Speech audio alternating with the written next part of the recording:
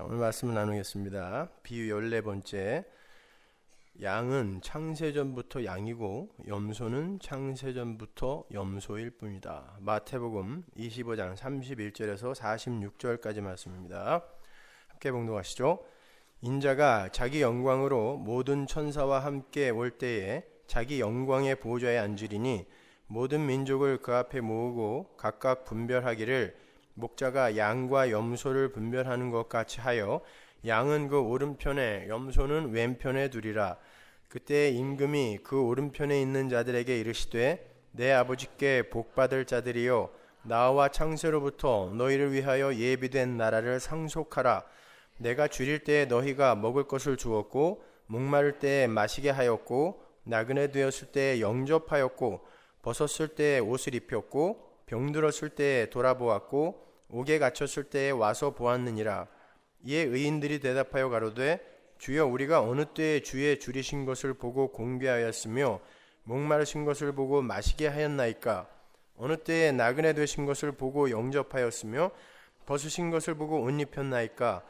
어느 때에 병드신 것이나 옥에 갇히신 것을 보고 가서 배웠나이까 하리니 임금이 대답하여 가라사대 내가 진실로 너에게 이르노니 너희가 여기 내 형제 중에 지극히 작은 자 하나에게 한 것이 곧 내게 한 것이니라 하시고 또 왼편에 있는 자들에게 이르시되 저주를 받은 자들아 나를 떠나 마귀와 그 사자들을 위하여 예비된 영영한 불에 들어가라. 내가 줄일 때에 너희가 먹을 것을 주지 아니하였고 목마를 때에 마시게 하지 아니하였고 나그네 되었을 때에 영접하지 아니하였고 벗었을 때에 옷 입히지 아니하였고 병들었을 때와 옥에 갇혔을 때에 돌아보지 아니하였느니라 하시니 저희도 대답하여 가로되 주여 우리가 어느 때에 주의 줄이신 것이나 목마르신 것이나 나그네 되신 것이나 벗으신 것이나 병드신 것이나 옥에 갇히신 것을 보고 공양치 아니하더이까.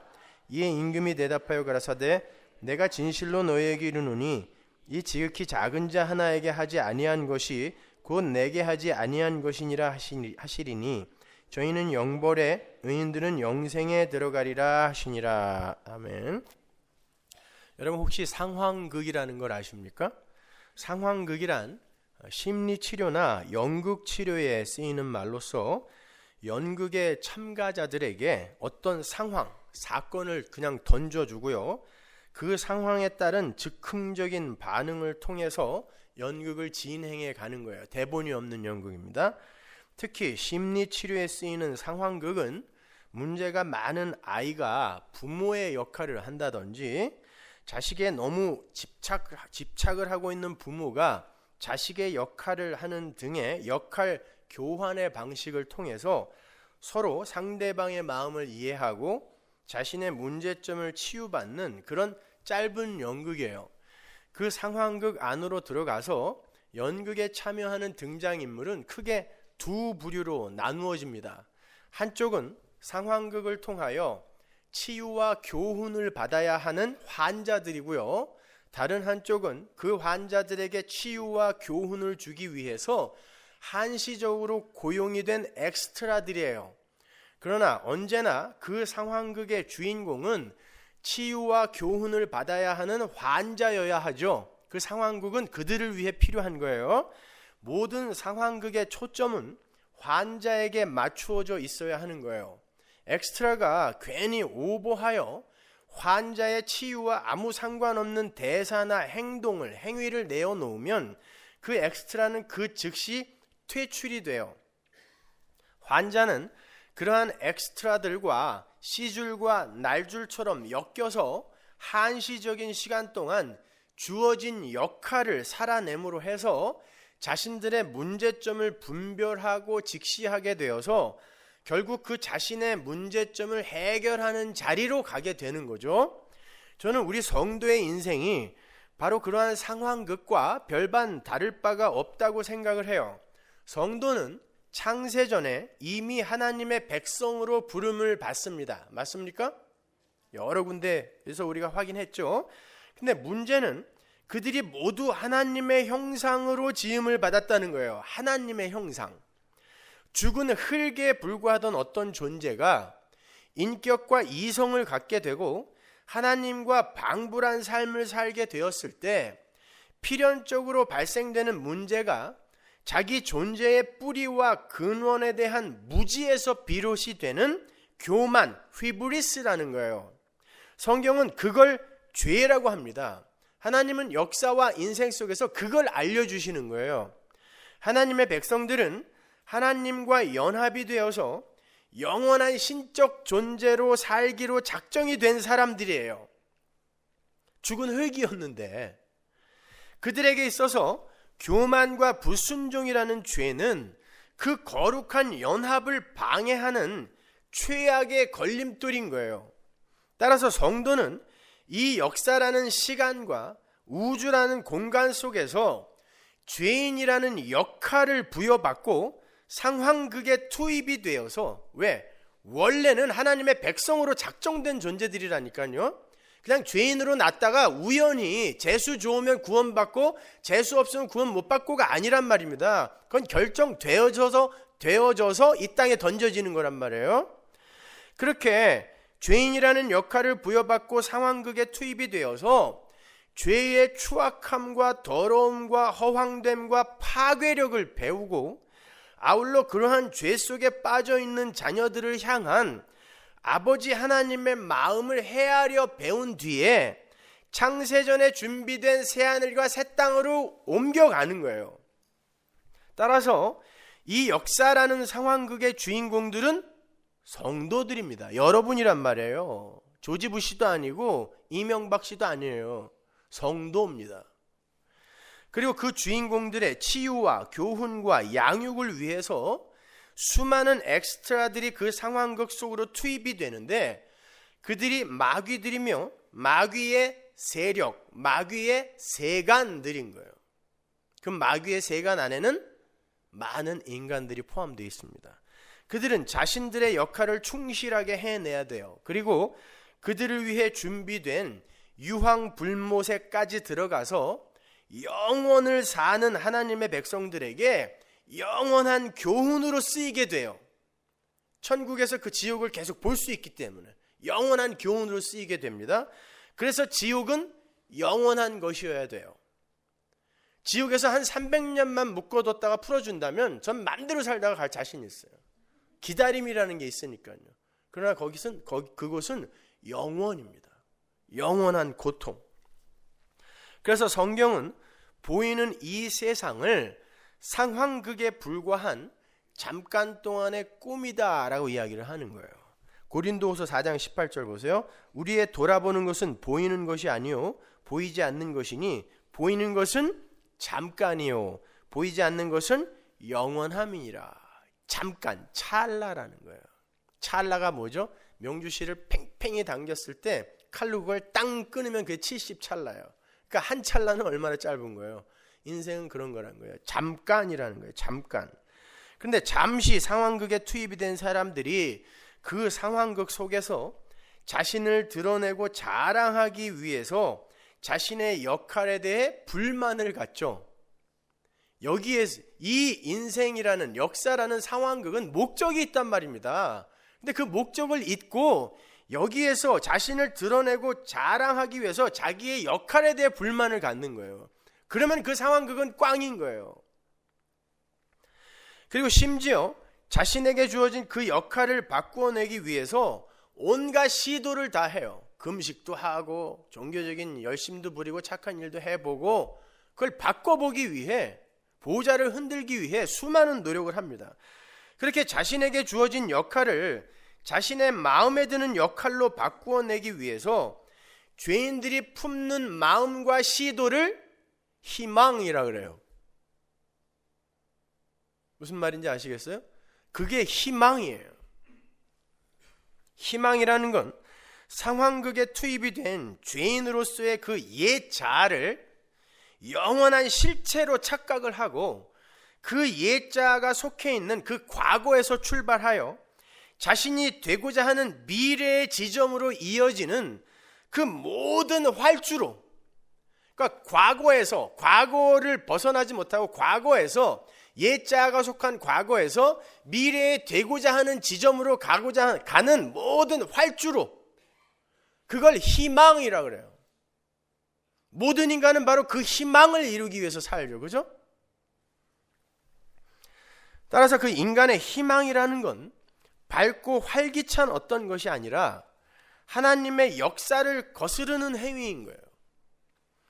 그러므로 인간의 희망은 성취되어져야 하는 게 아니라 오히려 하나님에 의해 부정이 되어야 되는 거예요. 저는 실제로 대학에서 심리학을 부전공으로 공부를 했기 때문에 상황극을 여러 번 접해볼 수 있었어요. 그 중에 기억나는 상황극 하나가 있는데 그 상황극 속에서의 치료 대상은 마약에 중독이 된 아들에 대한 지나친 집착으로 인해서 자신이 오히려 우울증과 분노로 인한 신경쇠약에 걸린 아버지였어요. 그 상황극 속에서 아버지는 대마초에 중독이 된 아들의 역할을 했고 거기에 카운슬러 몇 분이 대마초에 중독이 되어 건달로 살아가는 아들을 둔 부모의 역할을 했어요. 입장을 바꾼 거죠.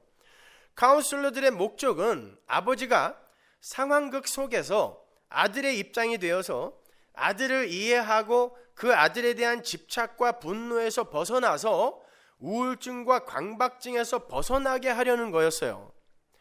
상황극은 출연자들에게 대본이 주어지는 것이 아니라 상황만 던져주고 그 상황에 대한 우발적 반응들로 만들어지는 연극이기 때문에 결과를 미리 예측할 수도 없고 그게 진행 상황도 함부로 추측할 수도 없어요.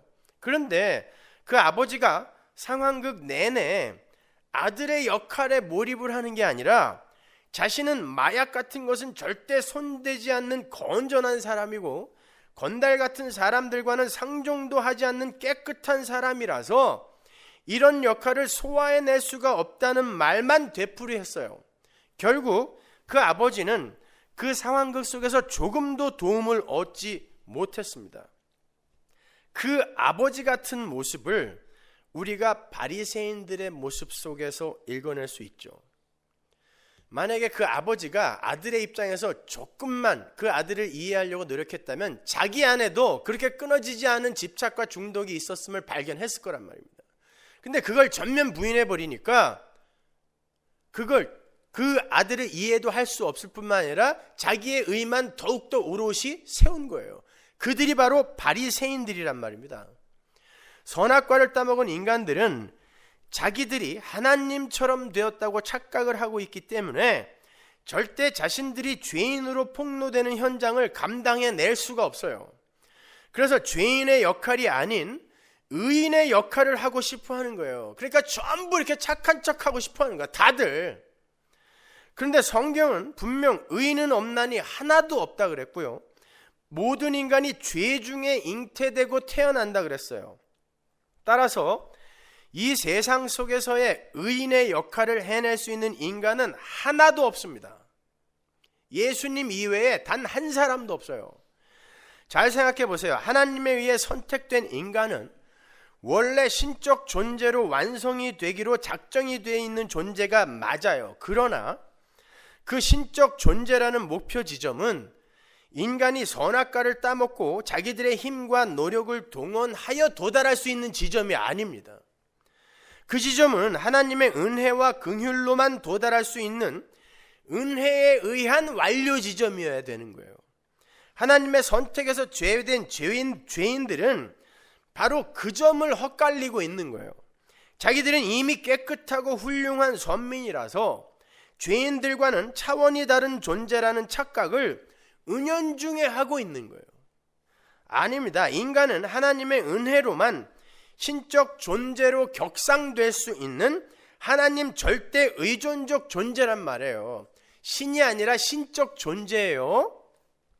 따라서 진짜 하나님의 택하신 백성들은 이 세상 속에서 자신의 노력으로 신적 존재가 되려 하는 자신들의 그 무모한 시도를 자신의 삶 속에서 폭로당하면서 그러한 시도와 노력의 무모함과 부질없음을 배워야 되는 거예요. 그걸 성취해내는 게 아니라니까요. 근데 오늘날 성화론자들은 그걸 기특한 성화라고 이야기한단 말입니다. 정반대로 생각하고 있는 거예요. 믿음이 없는 자들은 모두 다 자신이 진짜 신인 줄 착각하며 스스로를 우주의 중심에 올려놓고 자신의 배를 우상으로 섬기며 사는 자들이에요. 그래서 자신이 죄인으로 폭로가 될 때면 열심 있는 종교 행위나 착한 일, 선한 일 등으로 자신을 위장해서 우리 인간도 이렇게 가능성이 있다라는 것을 시위해 보인단 말입니다. 성도는 이 땅에서 자신이 얼마나 가능성이 있고 훌륭한 면이 있는지를 시위해 보이는 게 아니라, 왜 인간이라는 존재는 하나님의 은혜가 없이는 죽은 흙에 불과한 것인지를 배워야 하는 존재란 말이에요. 그 상황극 안에서 그가 뭔가 대단한 일을 하는 게 중요한 게 아니라 그 극 안에서 그 극의 목적인 치유와 교훈을 받아야 되는 거란 말입니다. 역사와 인생은, 신앙 생활은. 그래서 이미 완료의 상태에 들어가 있는 하나님의 백성들이 시간이라는 순서를 타고 이 역사 속으로 내려와서 선악과라는 시험을 호되게 통과한 후에 이미 생명나무 실과를 먹은 자가 된 자신의 현실 속에 부어진 그 하나님의 은혜가 얼마나 엄청난 것인지를 알게 되는 거예요. 배우게 되는 거예요. 그러니까 에덴 동산 위에 그 선악과 나무와 생명나무는 선악과라는 상황극, 이 역사와 인생이 선악과란 말입니다. 선악과 시험. 그 선악과라는 상황극을 통과하여 생명나무 실과라는 영생의 그 은혜성을 배워야 하는 하나님 나라 자녀들의 전체 구속 과정을 간단하게 그림으로 설명하는 거예요. 선악과 나무와 생명나무는.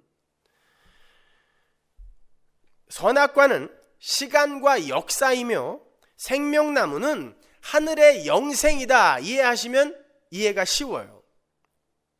그래서 선악과를 통과하지 못하면 생명나무로 가는 길을 차단당하게 되는 거예요. 그 선악과 나무의 시험이 바로 여러분의 인생이란 말입니다. 말 안 듣잖아요. 말을 안 들었을 때 어떻게 되느냐, 에덴에서 쫓겨나서 어떤 상황을 경험하느냐를 여러분이 이 선악과라는 인생을 통해, 역사를 통해 경험하는 거예요. 배우는 거예요.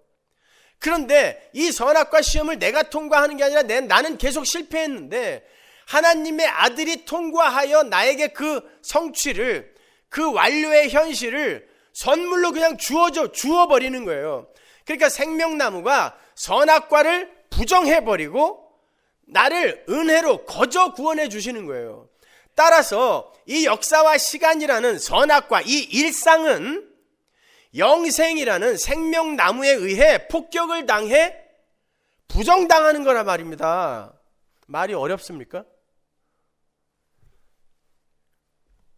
따라서 성도들이 이 역사라는 상황극 속에서 죄와 불순종이라는 병의 치유를 받기 위해서는 잠시 동안 자신의 원래 신분에서, 그 완료된 원래의 신분에서 벗어나야 되는 거예요. 그리고 주어진 죄인이라는 역할에 몰입을 해야 되는 거예요. 그래야 그 역할 속의 인물과 그 인물이 속해 있는 상황을 이해할 수 있게 되는 것입니다. 성도는 원래 하나님의 백성으로 지어진 사람들이지만 이 역사와 인생이라는 상황극 속에서는 죄인의 역할을 충분히 해내야 하며 그 죄인들의 결국이 어떤 것인지를 생생하게 체험해야 되는 거예요. 그리고 그 죄인들을 바라보시는 하나님의 눈물을 절절하게 경험해야 하는 것이 성도가 살아내야 하는 역사라는 상황극인 거예요. 인생이라는 상황극인 거예요. 그래서 성도가 이 땅에 죄인으로 태어나는 거예요. 마치 죄 없으신 예수님께서 육신을 입고 율법 아래로 오신 것과 같은 거예요. 예수님께서 인간들의 고난과 시험을 체휼하지 않는 게 없다 그러잖아요. 그 예수님이 바로 상황극 안으로 들어와서 죄인이 되셔서 죽어버리시는 거예요. 근데 성도는 그러한 상황극 속에서 죄인으로 오게 되지만 아울러 중요한 게 이거예요. 아울러 하나님으로부터 믿음이라는 것을 선물로 받게 돼요. 그 믿음이라는 건 이 땅에서 여러 가지 모양으로 죄인들의 역할을 하고 있는 성도들의 눈과 귀를 열어서 그들이 원래 어떤 존재로 완성이 되어 있는지를 알게 합니다. 그게 믿음이에요. 보이지 않는 것을 보게 하는 게 믿음입니다. 근데 그 성도의 완료 상황은 자신의 열심과 노력이 아닌 하나님의 열심과 그분의 작정에 의해 이루어진 거예요. 거기에 죽은 흙들이 기여할 수 있는 것은 아무것도 없어요. 그들이 나기도 전에 이미 완료가 된 거기 때문에. 그렇게 하나님에 의해 완료가 된 하나님 나라의 현실을 소망이라고 하는 거예요. 희망과 소망이 어떻게 다른지 아시겠어요? 많은 이들이 희망과 소망을 너무 헷갈려 해요. 혼돈한단 말입니다. 희망은, 일상은 우리의 욕심에서 기인한, 죄성에서 기인한 미래에 대한 기대, 이 희망, 욕심은 소망에 의해 잠식되어져야 되는 거지, 점령당해야 되는 것이지, 하나님의 은혜, 하나님의 힘을 동원하여 희망을 성취하는 게 기독교가 아니란 말입니다. 성도의 현실은 그 완료된 소망에 의해서 옛 자아와 그 옛 자아가 속한 옛 자아의 그 과거와 그 옛 자아가 이 세상 속에서 되고자 하는 미래의 모든 인간적 희망이 점령당하는 현실이어야 되는 거예요. 그 선악과 시험이 점령당하지 않으면 여러분에겐 영생이 올 수 없어요. 생명나무가 반드시 일상 그 선악과를 먹어버려야 돼. 부정해버려야 돼요. 그러니까 성도는 이 세상이라는 상황극 속에서 죄인의 역할을 충실히 해내면서 그 역할 속에서 죄의 추악함과 파괴력을 깨달아 알아야 하는 것이고, 그러한 죄인의 속성이 꿈꾸고 있는 이 세상 속에서의 희망이 얼마나 더덥고 허무한 것인지를 배워야 되는 거예요. 오히려. 그래서 성도가 부자가 되는 거 어떤 면에 있어서는 옳아요. 왜? 부자가 되었는데도 그것이 희망이 되지 않는 현실을 경험하는 거예요. 가난 속에서 똑같이 또 경험하는 거고. 믿음으로 보이지 않는 하나님 나라의 소망을 꼭 붙드는 자, 세상 속에서의 희망이 얼마나 더덥고 허무한 것인지를 배우고 믿음으로 보이지 않는 하나님 나라의 소망을 꼭 붙드는 자, 그런 자로 지어져 가는 거예요. 성도는요. 다른 거 하나도 없어요. 그게 바로 소망에 의해서 희망을 점령당하는 삶인 거예요. 그것을 바울이 이렇게 표현합니다. 로마서 8장 24절 보세요. 우리가 소망으로 구원을 얻었음에 보이는 소망이, 이게 뭐죠? 희망이에요. 보이는 소망이 소망이 아니니 보는 것을 누가 바라리요? 만일 우리가 보지 못하는 것을 바라면 이게 소망입니다. 참음으로 기다릴지니라. 여러분의 인생에서 반드시 나와야 할 게 참음이란 말이에요. 참음. 언제까지? 죽는 날까지 참아야 돼요. 죽는 날까지.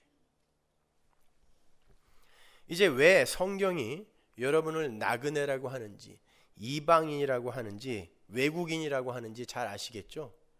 여러분은 외국인이에요. 미국 이민자들은 그 개념이 훨씬 선명하게 들어오죠. 외국인이에요, 우리는요. 여러분은 이 상황극 속에서 여러분의 가치를 챙기는 사람이 아니라 죄의 본질과 하나님의 은혜를 배워서 본질적 치유를 받고 원래의 나라, 하나님 나라로 돌아가야 하는 하늘의 왕자님들과 공주님들이란 말입니다. 그래서 나그네예요. 외국인이에요. 이방인이에요. 근데 상상할 수도 없는 그 나라의 왕자님들, 공주님들이 왜 이 지저분한 나라에서 여기에서 대장 되려고 그래요? 그게 성도의 목적이 되어서는 안 된단 말입니다. 그러니까 이 땅에서의 주어진 역할에 너무 목숨 걸지 마시란 말이에요. 그건 상황극 속에 자기 역할이 마음에 안 든다고 상황극 자체를 거부하는 바보 환자와 같은 거예요. 여러분은 여러분이 맡은 그 역할 속에서 치유를 받게 되어 있어요. 그 역할 속에서 교훈을 받게 되어 있어요. 그걸 바꿔달라고 하지 마세요. 그 희망이 점령당하는 게 자기 부인이란 말입니다. 인본주의자들은 이걸 이해를 못하는 거예요.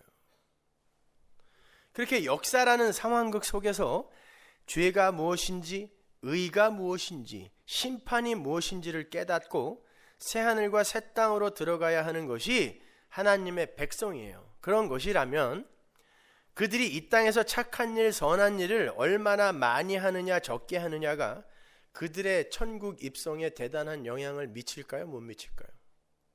아무 관계 없습니다.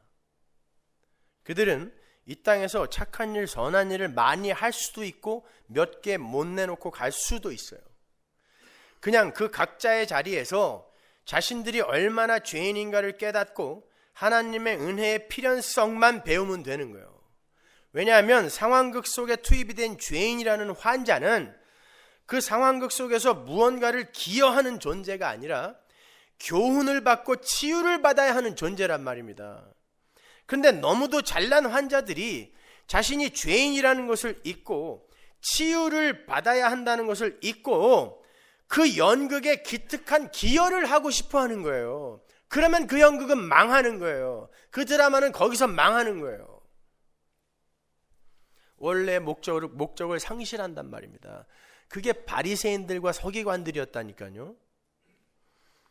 그러한 것이 성도의 인생일진데 오늘 본문의 양과 염소의 비유를 구제를 열심히 하자, 선행을 열심히 하자, 그래야 양이 된다, 그래야 양 되어 천국 간다, 이렇게 해석을 하는 게 옳습니까? 하나님께서 상황극에 투입이 된 죄인들에게, 죄인이라는 환자들에게 너희들 그 연극 속에서 구제와 봉사와 종교행위에 힘쓰지 않으면 너희들은 염소가 되어서 지옥에 갈 거야 라고 협박을 하신단 말이에요. 그 상황극 자체가 목적을 갖고 있는 거라니까요. 다시 한번 말씀드리지만 역사라는 상황극의 유일한 목적은 하나님 나라를 살게 될 성도들의 하나님과 하나님 나라에 대한 지식과 분별이란 말이에요. 하나님이 어떤 분이며 하나님의 은혜를 떠난 자들은 어떻게 살 수밖에 없으며 그 하나님 나라는 이 세상과 비교하여 얼마나 좋은 곳인지를 배우고 가는 거예요. 이미 결정된 자들이, 그들이 이 역사 속에서 착한 일과 선한 일을 몇 개씩 하고 돌아왔는지는 하나님 관심 받기의 일이에요. 세상적 세계관에 의한 착한 일과 선한 일을 아주 많이 하고도 하나님과 하나님 나라에 대한 지식, 그리고 자신들을 향한 하나님의 은혜의 그 필연성을 전혀 알지 못하고 이 세상을 떠난 이들이 너무 많잖아요. 우리가 세상적 관점으로, 도덕적 윤리적 관점에서 착한 일이라고 생각하는 것을 너무나 많이 하고도 하나님과 하나님 나라의 비밀에 대해서 전혀 알지 못하고 떠난 사람들이 많단 말입니다. 그 사람들 천국 갈 수 있어요, 없어요? 못 간단 말입니다, 여러분. 오늘 성경 본문의 양과 염소의 비유는 바로 그 이야기를 하고 있는 거예요. 그들은 이미 창세전에 갈려 있어요. 양과 염소들은 갈려진 상태에서 이 땅에 내려오는 거예요. 양들은 상황극의 주인공들로, 염소들은 상황극의 엑스트라들로 내려오게 되는 거예요. 주님은 그 현실을 다른 곳에서도 비유로 똑같이 말씀하신 적이 있어요. 바로 알곡과 가라지의 비유예요. 알곡과 가라지가 첨예하게 갈라져 있는데 알곡이 불성실하여 가라지로 바뀌는 일이 없고 가라지가 열심히 노력하여 알곡이 될 수 없어요. 끝까지 그 상태로 가요. 나중에 가라지만 뽑히는 거예요. 알곡과 가라지의 노력과 불성실함에 의해 그들의 신분이 절대 안 바뀐다니까요. 그 둘은 끝까지 자신의 신분대로 살아요. 그리고 결국에는 가라지들은 자신들의 역할을 다 끝내고 거두어져서 어디로 들어간다 그래요? 유황불로 들어간다 그래요. 그게 가라지들의 운명이에요. 그렇게 알곡과 가라지, 양과 염소는 창세 전부터 갈라져 있어요. 그걸 무조건적 선택, unconditional election이라고 하는 거예요. 그러니까 지금 우리가 역사 속에서 겪는 현실이라는 것은 이미 하나님 나라에서 완료가 된 진짜 현실의 실제와 현상일 뿐이란 말입니다. 제가 전에도 한번 말씀드렸지만 우리가 지금 밤하늘에서 보는 북극성의 그 반짝이는 빛은 680년 전에 떠난 빛이란 말이에요. 근데 우리가 그걸 지금 현실로 보고 있단 말입니다. 지금. 그러나 그것이 떠난 현실은 680년 전이란 말이에요. 수천 년 전에 하나님의 뜻이 진짜 현실이 이 땅으로 출발을 해요. 근데 그게 역사 속에서 시간 속에서 순서대로 착착착착 나타나는 것일 뿐이란 말입니다. 따라서 성도의 현실은 지금 그들이 사는 일상이 아니라 이미 완료가 된 하나님 나라여야 하는 거예요. 그게 현실이에요. 여러분의 현실은 지금 이 세상이 현실이 아니란 말입니다. 성도의 현실은 적어도 혹자들이 복음을 알고 소망을 갖고 사는 사람들을 비현실적이라고 이야기를 합니다만 일견 그들이 잘 본 거예요. 성도의 현실은 이 세상의 일상이 아니기 때문에 그래요. 성도의 현실은 하나님 나라예요. 그래서 세상 사람들에게는 비현실적으로 보일 수밖에 없는 거예요. 그들은 못 보는 나라가 우리의 현실이기 때문에. 그런데 그렇게 하나님의 계획 속에서 이미 결정이 되어서 역사 속으로 내려온 이들이 이 땅에서 선한 일을 조금 못했고 열심 있는 종교 행위를 조금 못 내어놓았다고 해서 그들의 신분이 바뀔 수 있겠냐고요. 그거 안 바뀐다는 이야기가 오늘 본문의 비유의 내용이란 말이에요. 본문 34절과 41절을 보겠습니다. 그때 임금이 그 오른편에 있는 자들에게 이르시되 내 아버지께 복받을 자들이여 나와 창세로부터 너희를 위하여 예비된 나라를 상속하라. 양들에게 뭐라 그래요? 창세로부터 이 세상이 생겨나기 전부터 너희들을 위하여 예비된 그 나라. 누구를 위하여? 너희들, 어떤 구별된 너희들을 위하여 이미 준비되어 있던 그 나라를 상속하라 그러는 거예요. 완료형 동사란 말이에요. 이게 41절 또 왼편에 있는 자들에게 이르시되 저주를 받은 자들아 나를 떠나 마귀와 그 사자들을 위하여 예비된 영영한 불에 들어가라. 저주를 받은 완료예요. 이것도. 그리고 그들을 위하여 예비된 나라도 완료예요. 그러니까 저주를 받기로 예비된 자들이 있고 그들이 들어갈 나라, 지옥이 이미 예비되어 있다란 뜻입니다. 34절과 41절에 그 예비된 헤토이마조라는 단어가 완료형 동사예요. 그러니까 천국과 지옥은 이미 창세전에 완료가 되어 있고 거기에 들어갈 존재들도 이미 구별이 되어 있어요. 완료가 되어 있어요. 제 이야기 아닙니다. 로마서 9장으로 가보세요. 10절 이뿐 아니라 또한 리브가가 우리 조상 이삭 한 사람으로 말미암아 잉태하였는데 그 자식들이 아직 나지도 아니하고 무슨 선이나 악을 행하지 아니한 때에 택하심을 따라 되는 하나님의 뜻이, 이게 unconditional election이에요. 행위로 말미암지 않고 오직 부르시는 이에게로 말미암아 서게 하려 하사. 이게 오늘 비유의 내용이에요. 정확하게 요약하고 있는 거예요. 리브가에게 이르시되 큰 자가 어린 자를 섬기려 하셨나니 기록된 바 내가 야곱은 사랑하고 에서는 미워하였다 하신 것 같으니라. 어디서? 뱃속에 있을 때부터. 혹 내가 내게 말하기를 그러면 하나님이 어찌하여 허물하시느뇨 누가 그 뜻을 대적하느뇨 하리니. 아니 그런 거면 왜 누구는 지옥 보내고 왜 누구는 천국 보내? 지옥 가는 사람들은 뭐야? 라고 묻는단 말이에요. 그럴 수 있느냐라는 이야기예요.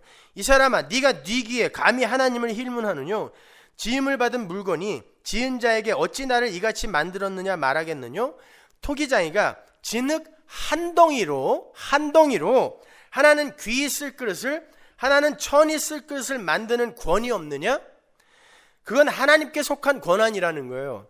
만약 하나님이 그 진노를 보이시고 그 능력을 알게 하고자 하사 멸하기로 준비된, 또 나오죠. 준비된, 완료예요. 이것도 준비된 진노의 그릇을 오래 참으심으로 관용하시고 또한 영광받기로 예비하신 바, 또 나오죠. 똑같은 단어가. 긍휼의 그릇에 대하여 그 영광의 부요함을 알게 하고자 하셨을지라도 무슨 말 하리요. 이 그릇은 우리니 곧 유대인 중에서 뿐만 아니라 이방인 중에서도 부르신 자니라. 이렇게 지옥에 들어갈 진노의 그릇과 천국에 들어갈 긍휼의 그릇은 이미 토기장이의 마음속에서 다 결정이 되어 있는 거예요. 인본주의자들은 그걸 수긍하지 못해요. 왜 하나님이 우리 인간과 상의도 없이 자기 마음대로 그렇게 결정하냐는 거예요. 그건 자기들이 원래 산 존재, 살아있는 존재라는 전제를 갖고 내놓는 불평이죠. 근데 인간의 처음 자리는 죽은 흙이란 말입니다. 죽은 흙이 무슨 불평을 하냐고요. 살아서 움직이고 숨 쉰다고 그걸 살았다고 이야기하지 말란 말입니다. 성경은 그걸 그냥 네페시, 죽었다라고 이야기한다니까요. 죄와 함물로 죽었다라고 이야기한단 말입니다. 죽은 자를 죽은 상태, 영원한 죽음, 지옥으로 던진다고 해서 그게 무슨 잘못이냔 말이에요. 인간들은 하나님 앞에서 그 정도로 교만해요. 그게 선악과를 따먹은 인간의 실체란 말입니다. 그게 무서운 죄예요. 그게 다른 게 죄가 아니라 그게 죄란 말입니다. 그렇다면 오늘 본문에 양과 염소들의 행함은 도대체 무엇을 교훈하기 위해 성경에 기록이 되어 있는 것일까? 먼저 예수님 오른편의 양들의 행사를 한번 보잔 말이에요. 영원한 천국의 주인으로 세움을 입은 양들은 예수님이 줄일 때 먹을 것을 주었고, 목마를 때 마실 걸 주었고, 나그네 되었을 때 영접했고, 벗었을 때 옷을 주었고, 병들었을 때 돌아보았고, 감옥에 갇혔을 때 외면하지 않고 돌봐주었다 그래요. 잘 보세요. 목마름, 배고픔, 나그네, 벌거벗음, 질병, 감옥, 이게 다 뭡니까? 상징적으로 사망의 증상들이에요. 대표적인 증상들. 예수님이 그거 성취하고 가신 거예요. 그죠? 그거 해결하고 가신 거잖아요. 시장하셨던 예수님이 열매를 맺지 못하는 무화과 나무를 저주하신 사건, 그 에피소드 기억하시죠? 예수님께서 우리의 배고픔을 대신 가져가시고 저주받은 무화과 나무가 되셔서 아사, 굶어 죽으시는 거예요. 그게 십자가입니다. 그래서 저주받은 무화과 나무, 말라 비틀어진 나무, 십자가에 달리시는 거예요. 십자가와 하나가 되셔서 예수가 죽으시는 거예요. 그리고 그분의 공로로 우리의 배가 은혜로 가득 채워지는 거예요. 그 현실을 요한복음 6장 33절이 이렇게 표현합니다. 하나님의 떡은 하늘에서 내려 세상에게 생명을 주는 것이니라. 저희가 가로되 주여 이 떡을 항상 우리에게 주소서. 예수께서 가라사대 내가 곧 생명의 떡이니 내게 오는 자는 결코 줄이지 아니할 터이요 나를 믿는 자는 영원히 목마르지 아니하리라.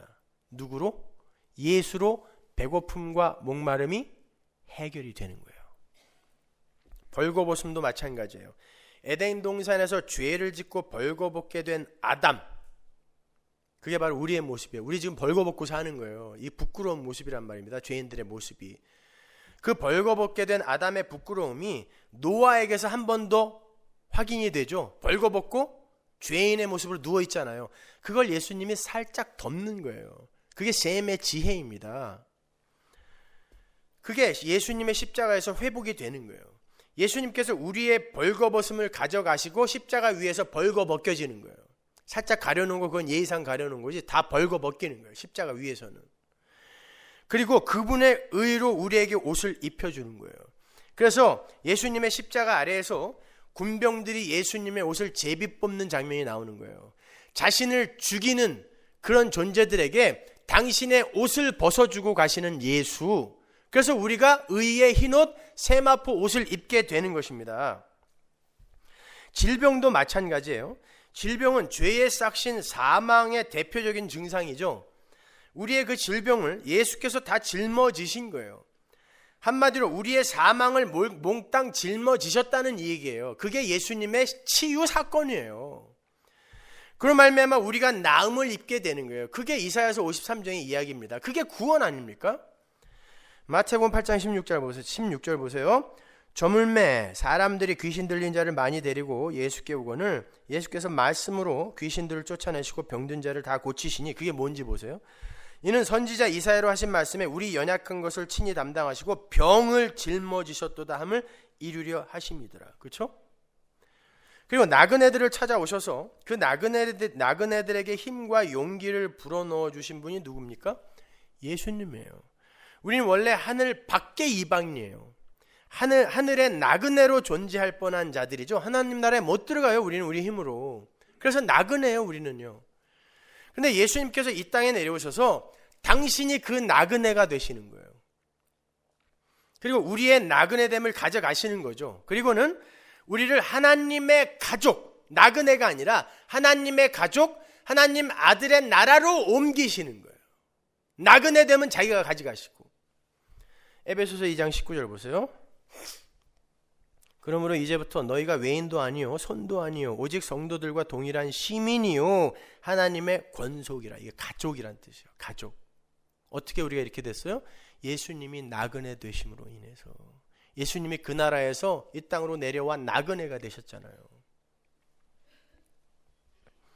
마지막으로 감옥에 있는 자들을 찾아오셔서 그 감옥에 있는 자들을 건져내시고 위로하신 분이 누구예요? 예수님이에요. 성경은 하나님 절대 의존적 존재로 살아야 할 피조물이 선악과를 따먹고 하늘의 그 초월과 하나님의 생명력과 단절된 채 역사와 공간 속에 갇혀있는 상태를 휠라케, 옥, 감옥이라 그래요. 그게 지옥이에요. 그게.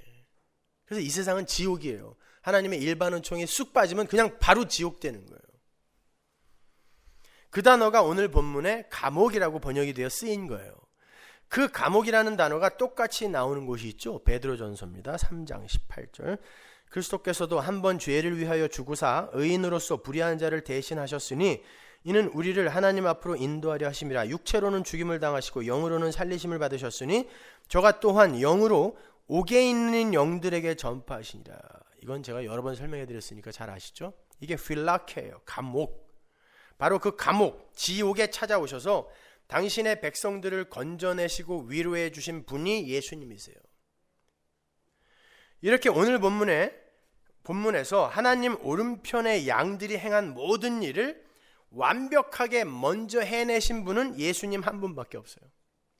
예수님이 형제들의 목마름과 형제들의 배고픔과 형제들의 벌거벗음과 형제들의 나그네됨과 형제들의 질병과 형제들의 감옥을 사랑과 은혜와 긍휼로 해결하고 위로해 주신 거예요. 그래서 그분이 진정한 하나님의 어린 양인 거예요. 그 어린 양 안에서 양들은 양이 되는 거지, 그들이 양의 자격을 갖추어서 양이 될 수 없어요. 그런 존재는 단 한 사람도 없단 말입니다. 그런데 열심히 구제하고 봉사하고 선행을 쌓아서 양이 되자, 하나님 우편에 양이 되자, 이게 말이 되냐고요. 근데 그런 이야기하면 다 은혜 받아요. 왜? 자기의 가능성을 인정해 주는 것 같거든요. 안 됩니다. 여러분은 다 염소예요.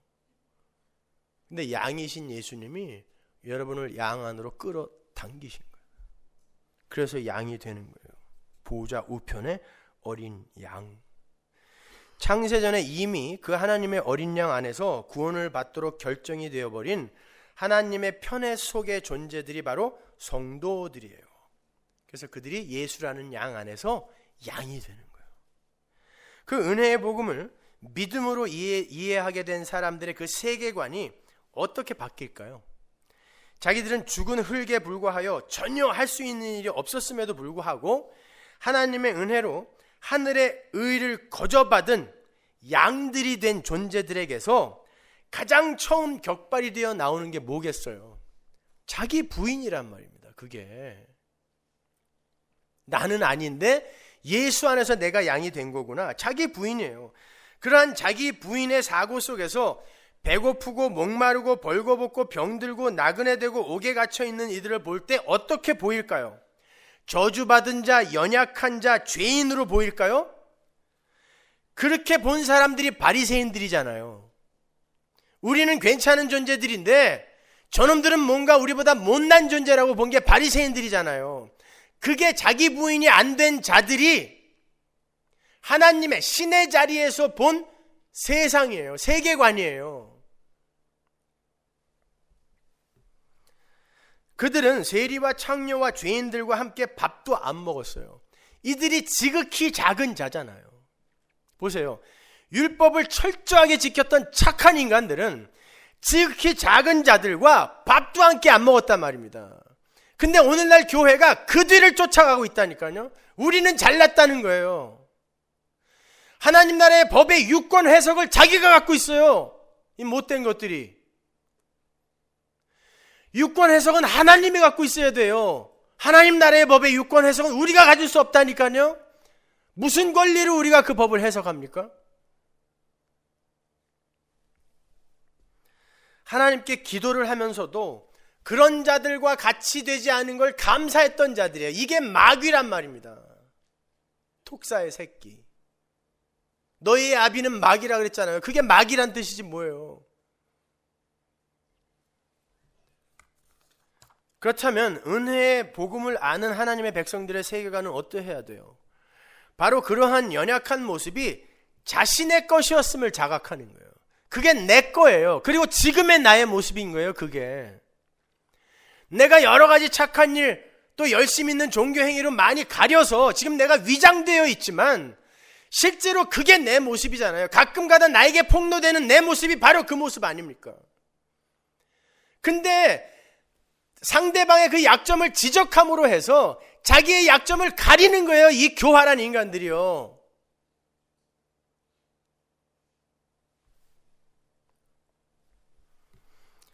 그럼에도 불구하고 그 모든 것을 예수님께서 다 가져가시고 우리에게 완료된 하나님 나라를 이미 선물해 주셨다는 것에 감사해야 되는 거예요. 그래서 성도의 삶에는 감사밖에 나올 게 없어요.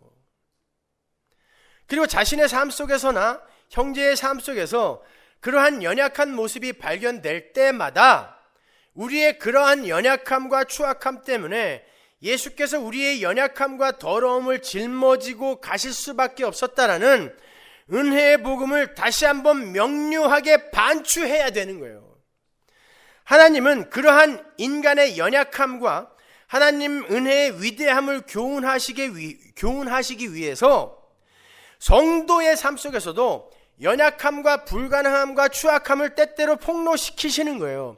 그때 성도는 예수 그리스도의 십자가 은혜를 더욱더 깊이 깨달으면 되는 거예요. 그게 상황극의 목적이잖아요. 상황극 안에서 착한 자가 되는 건 아무 소용없어요. 거기서 치유가 돼야 돼요. 배움이 있어야 돼요. 알미 있어야 돼요. 하나님과 하나님 나라에 대한 알미 있어야 된단 말입니다.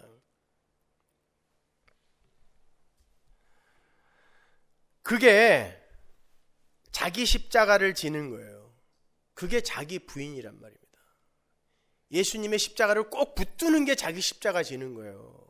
내가 내 십자가 지고 열심히 한번 해볼게. 이게 율법이라니까요.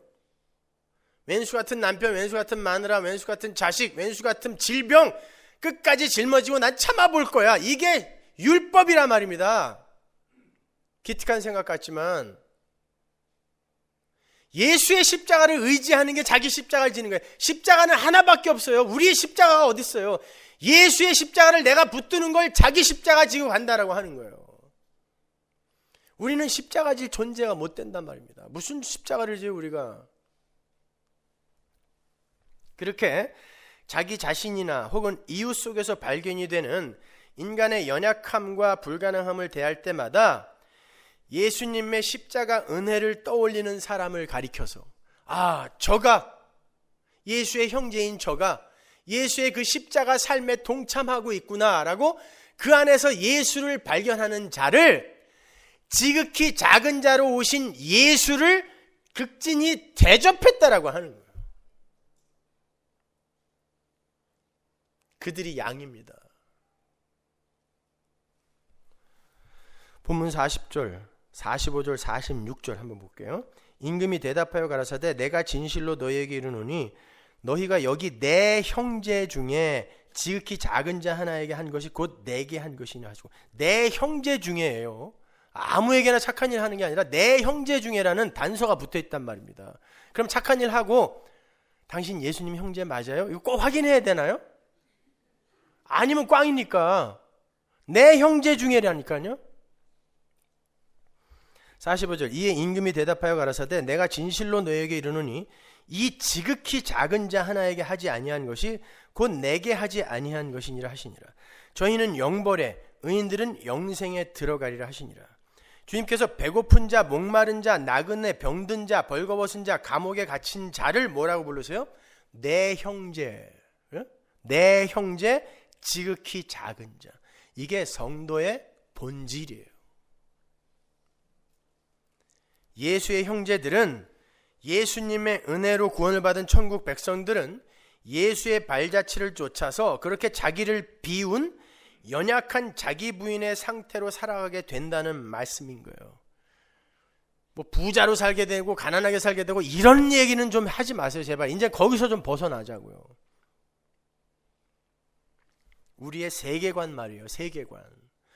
그때 성도들은 그들의 그 형제들의 연약함을 저주나 실패로 보는 게 아니라 이 세상 죄가 쏟아놓은 결과물의 추악성과 하나님 백성들의 십자가의 삶을 그 속에서 찾아내게 된다는 말이에요. 역사라는 상황극 속에서 죄의 실체와 죄인들의 실존을 올바로 자각하여 배우게 되는 거예요. 반면에 율법과 제사를 열심히 지키면서 자신들의 무력함을 인정치 않았던 바리새인들은 세리와 창녀 죄인들을 볼 때 그들을 저주받은 자로 여겼단 말입니다. 그래서 지극히 작은 자 중에 작은 자로 오신 예수를 죽일 수밖에 없었던 거예요. 근데 여전히 교회가 힘의 원리를 쫓고 있다면 예수님이 다시 오시면 예수님은 교회에서 살해당한단 말입니다.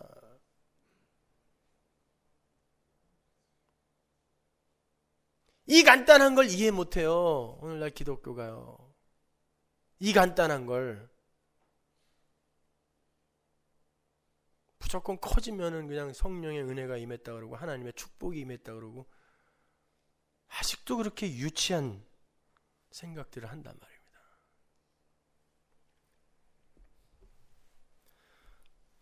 그게 힘이 최고라는 거 아니에요? 하나님이 함께 하시면 커져야 된다, 부해져야 된다, 성공해야 된다가 힘의 원리 아닙니까? 근데 성경은 그게 죄라 그런다니까요. 그들이 지옥 간다 그래요. 근데 어떻게 교회가 그걸 추구하냔 말이에요, 여러분. 그러니까 하나님의 은혜의 복음 앞에서의 자기 부인 없이 자신들의 구제나 선행이나 종교 행위를 자랑스럽게 여기면서 열심히 행하는 자들은 절대로 지극히 작은 자를 예수로 대접할 수가 없어요. 착한 일에 흉내는 낼 수 있어요. 그러나 여러분 그런 열매는 반드시 독이 있습니다. 여러분 비닐하우스에서 만들어진 과일이 맛과 향은 제철에 난 과일과 똑같죠? 여러분 그 안에 독소가 포함되어 있는 거 아세요? 풋과일에 꼭지 부분에 독소가 있는 것처럼 제철에 나지 않은 인공적인 환경과 온도를 만들어서 그렇게 생산해낸 과일에는 독이 들어있어요. 마찬가지로 우리가 비슷한 열매를 만들어낼 수 있습니다. 자기 부인 없이 은혜에 대한 이해 없이 만들어낼 수 있지만 그건 하나님 앞에 올려질 수 없는 과일이에요. 열매란 말입니다. 근데 그런 비슷한 거 만들어 놓고 나는 다 했다는 거예요. 그리고 저들과 나는 뭔가 다르다라는 것입니다. 그러니까 사과나무에 막 수박도 달려있고 바나나도 달려있고 그래요. 보기는 좋은데 못 먹어요. 그건 진짜 나무 아닌 거예요.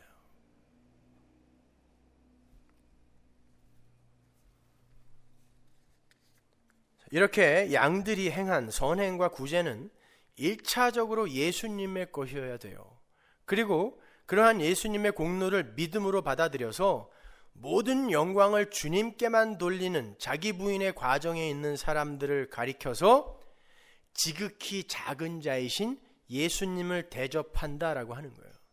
따라서 이 양과 염소의 비유를 민중신학자들이 이야기하는 것처럼 예수님이 가난한 사람으로 거지로 병든 자로 나그네로 변장해서 사람들에게 찾아오시니까 무조건 연약한 자들을 도와주다 보면 불현듯 예수님을 도와주는 것이 될 것이라는 그런 류의 해석은 너무 동화적인 발상인 거예요.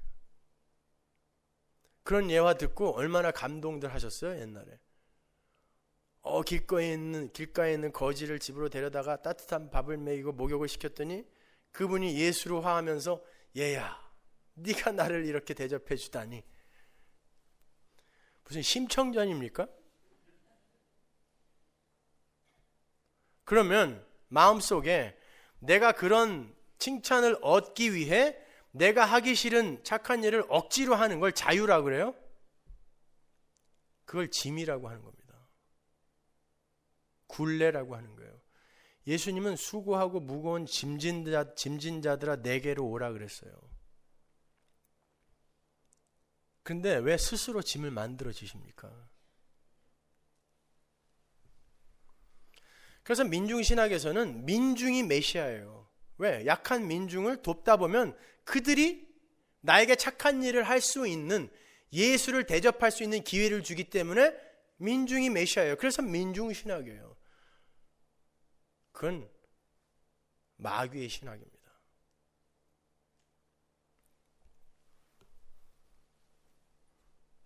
우리는 그렇게 착한 일을 열심히 하다가 우연히 예수님을 대접하여 천국에 가는 게 아니에요. 예수님의 은혜로만 천국에 갈 수 있어요.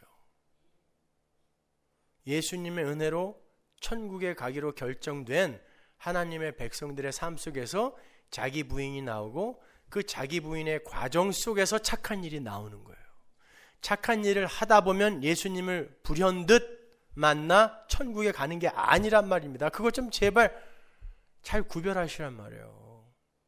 그래서 먼저 힘써 하나님을 알자, 여호와를 알자라고 하는 거예요. 그 이후에 하란 말이에요. 그때는 하기 싫어도 나오게 되어 있어요.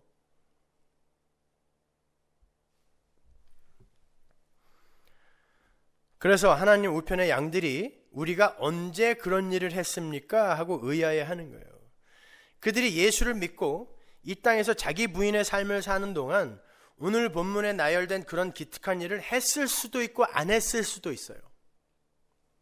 양들은 전부 그런 일을 한다가 공식이 아니에요.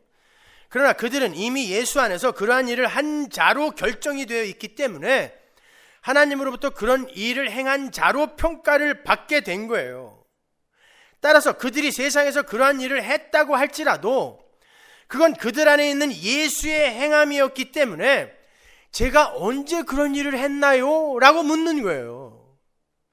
그들이 그 일을 했어도 그건 그들 안에 있는 예수가 행한 일이라니까요. 그들은 자기 부인을 당한 것밖에 없어요. 그래서 내가 언제 그런 일을 했나요? 라고 이야기할 수밖에 없어요. 거긴 자랑이 요만큼도 안 들어가 있는 거예요. 은혜에서 격발된 착한 일은.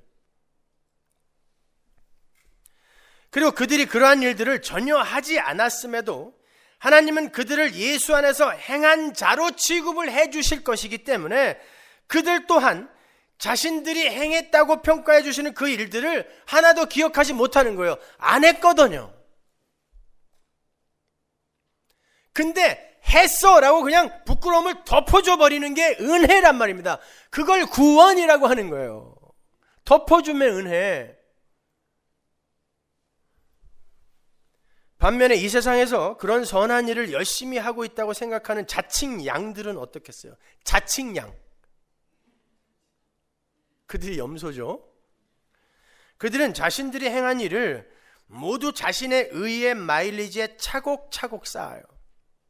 그래서 명함 뒤에다 다 적어갖고 다녀요. 금식기도 한 것도 다 적고 다녀요. 잊어버릴까 봐. 그게 뭐가 그렇게 대단한 거라고 말이죠. 그들은 자신들이 행한 착한 일, 기특한 종교 행위를 하나도 잊지 않아요. 신이 되고자 하는 인간들이 자신들의 자랑을 어찌 하나라도 잊어버리겠습니까? 그런데 주님은 그렇게 열심을 부리던 바리새인들에게 너희의 아비는 마귀다라고 말씀하셨단 말이에요. 그게 마귀의 행사인 거예요. 그 착한 일은 마귀의 행사인 거예요. 예수님께서 다른 비유에서 그들을 이렇게 꼬집죠. 누가복음 15장 7절 보세요. 내가 너희에게 이르노니 이와 같이 죄인 하나가 회개하면 하늘에서는 회개할 것 없는 의인 99을 인하여 기뻐하는 것보다 더하리라. 이게 이미 하나님께 돌아온 자들보다 죄인이 하나 돌아올 때마다 하나님이 더 기뻐한다 그런 말 아니라 그랬어요. 그럼 계속 나갔다 들어왔다 그러면 되겠네요. 하나님 기뻐하시게? 그런 이야기 아니란 말입니다. 내가 의인이라고 착각하고 있는, 그렇게 주장하고 있는 자칭 의인 99, 걔네들은 지금 착한 일 하고 있거든요. 세상적 세계관으로 볼 때, 가치관으로 볼 때 그들은 기특한 일을 하고 있는데 그들은 하늘에서 하나도 안 기뻐한다는 뜻이에요. 대신에 죄인 하나가 제가 죄인입니다 하고 돌아올 때 천군 천사가 환호한다는 뜻이란 말입니다. 이게 이 99이 염소예요. 근데 너무 착해. 회개할 것 없어 자기들은요. 회개할 것 없는 99이에요. 그들은요. 그들은 염소예요. 지옥 가요. 그러나 천부여 의지 없어서 손들고 옵니다 하고 오는 그 죄인 하나, 그가 양인 것입니다. 이 세상의 상황극 속에서 우리는 바로 그 자리로 가는 거예요. 그것 깨닫고 오라고 이 역사 속에 던지신 건데 전부 너무 착한 인간들만 모여 있는 거예요.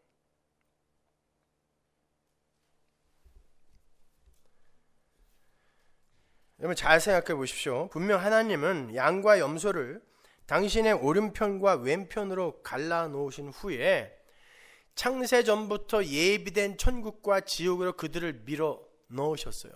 그 동사들이 전부 완료형이라 그랬죠.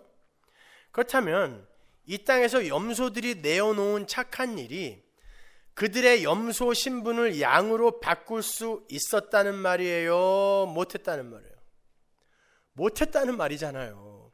지금 양과 염소를 이미 갈라놓고 그들이 갈 곳을 정해 주셨어요. 그리고 글로 밀어넣고 계세요. 근데 염소들이 저 세상에서 그렇게 착한 일 많이 했는데 왜 우리 보고 지옥에 가라 그러세요? 이러고 있어요. 예수님, 나는 예수님이 내 앞에 나타나서 배를 굶주리고 있고 목마르고 있는 걸 보여주었다면 언제든지 도와줬을 거예요. 그 얘기하고 있는 거예요. 그들은 분명 그랬을 거예요. 착하게 살았으니까. 근데 내 앞에 안 나타났잖아요. 예수님 나타나지도 않고서 왜 그거 안 했다고 나한테 이 난리를 피십니까? 나는 했단 말이에요. 그게 염소인 거예요. 양들은 예수님이 그 모습이 되어 나타나셨다 할지라도 나의 진심에서 우러나오는 의와 선은 절대 그들을 향해 격발될 수 없다라는 것을 깨닫는 자가 양인 거예요. 염소들 보세요. 왜 나타나지도 않고 나한테 안 했다고 난리냐고. 나는 분명히 했을 거라고. 나타나기만 했으면 난 했을 거라고. 그게 선한 사마리아의 이야기예요. 이웃만 이야기해 주세요. 내가 가서 사랑해 버릴 테니까. 그게 바리새인이란 말입니다, 여러분.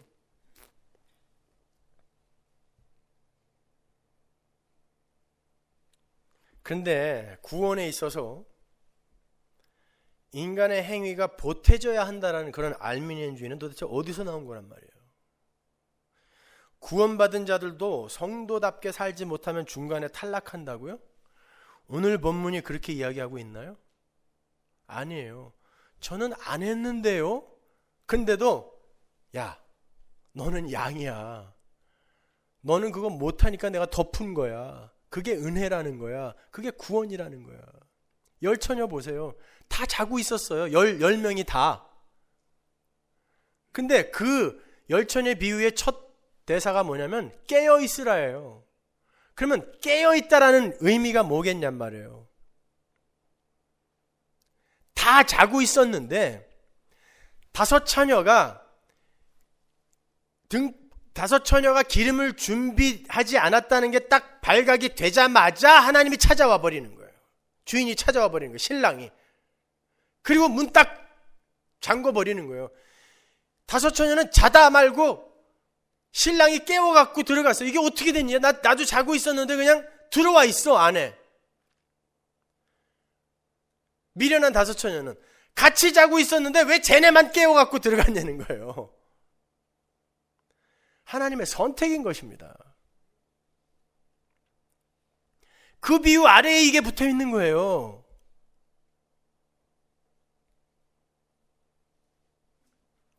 여러분, 그게 은혜예요. 하나님의 소망, 하나님의 완료, 구원의 완료는 여러분의 일상, 여러분의 희망을 그렇게 폭격해 들어온다니까요. 인본주의는 하나님의 은혜 앞에서 그렇게 박살나는 거예요. 근데 무엇들을 하겠다는 거예요? 교회 안에서 할 거 아무것도 없어요. 예수님의 은혜만 꼭 붙드세요. 그것만 잘 배우세요, 여러분.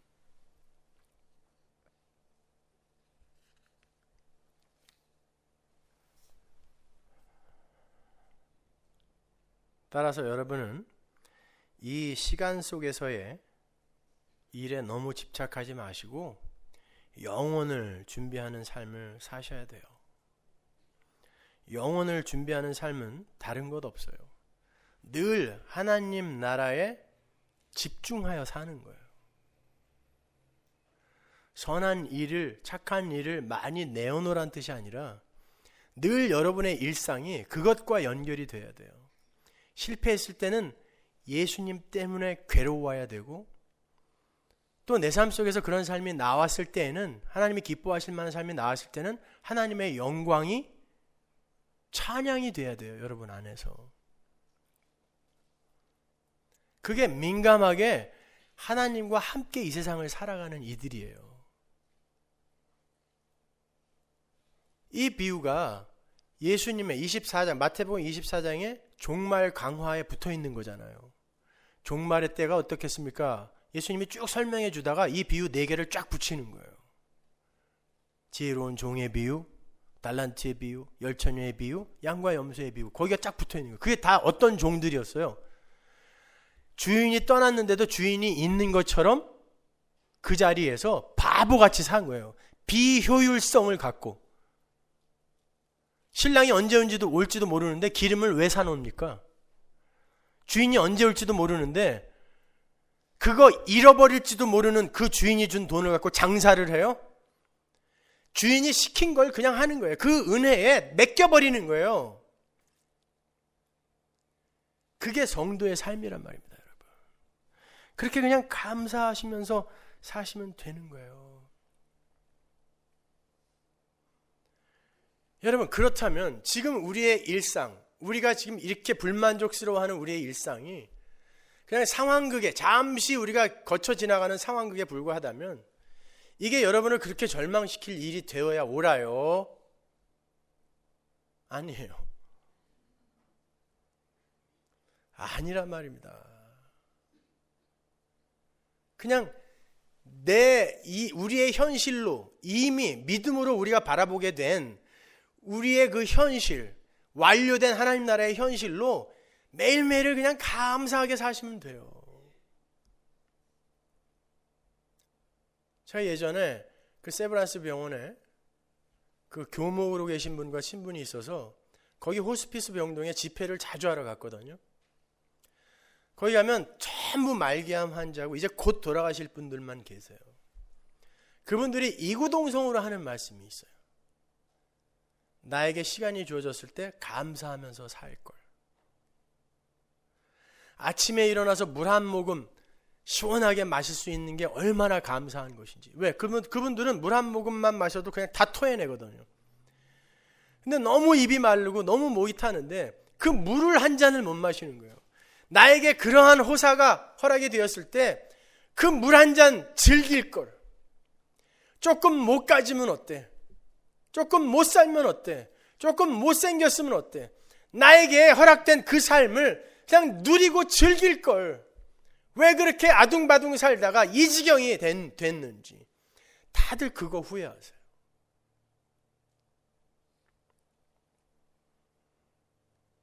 여러분, 지금 여러분은 아침에 일어나서 시원한 물 언제든지 마실 수 있잖아요. 언제든지 사랑하는 가족들과 따뜻한 밥 나눌 수 있지 않습니까? 아무 때나 수돗물 켜면 따뜻한 물 나오잖아요. 그렇게 살 수 있는 사람들이 전 세계에 3%밖에 안 돼요. 여러분, 적어도 그 안에 들어있는 분들 아닙니까? 근데 뭘 망했다는 거예요, 지금? 어떤 게 망한 겁니까? 굶어 죽어요? 그냥 세상에서 나는 이 정도가 돼야 되는데 이 상태가 쪽팔리다는 거죠.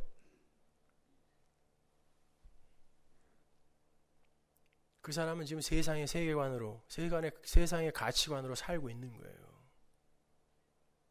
여러분의 현실은 이 잠깐 동안의 상황극이 아닙니다. 하나님 나라의 현실이 진짜 여러분의 현실인 거예요. 여러분이 어떠한 더러운 걸 내어놓아도 여러분은 그 양의 신분에서 벗어날 수 없다라는 그 하나님의 무지막지한 은혜와 그 사랑을 제발 이해하세요. 그리고 여러분의 삶을 그냥 행복하게 누리시란 말입니다.